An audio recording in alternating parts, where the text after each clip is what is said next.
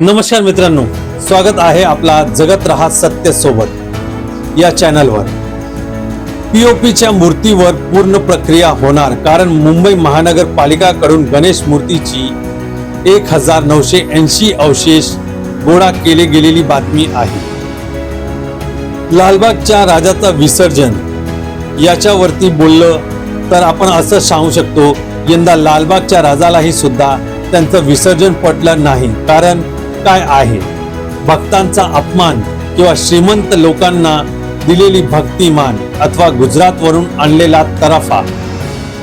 आतापर्यंत उद्योगधंदा हेच गुजरातला जात होतं, पण आता देवाची विसर्जन आणि भक्ती सुद्धा गुजरातला चालली आहे।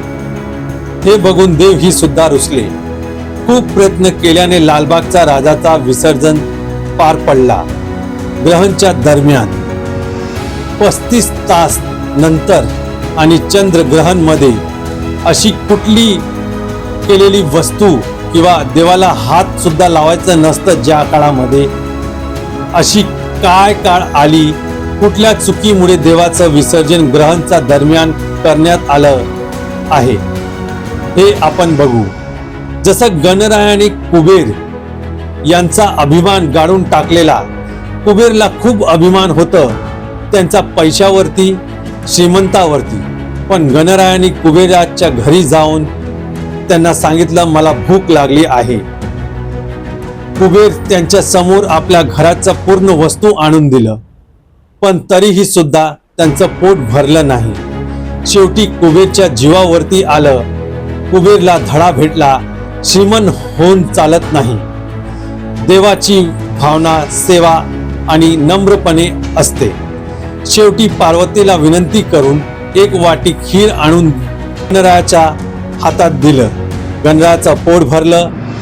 यावेळी मुंबईलाही गणरायाने धडा दिला आहे हे तर स्पष्ट दिसतं।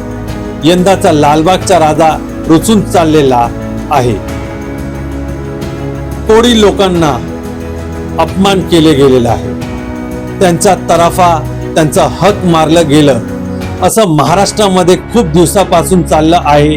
आता देवानी लोकांना, महाराष्ट्राला दिशा व मार्गदर्शन दाखवलेलं आहे। महाराष्ट्राला या दिशेवरती चालणं गरजेचं आहे। महाराष्ट्राच्या लोकांना सांभाळा, एकमेकांना बघा, आपल्या महाराष्ट्राला बघा। जय हिंद, जय महाराष्ट्र।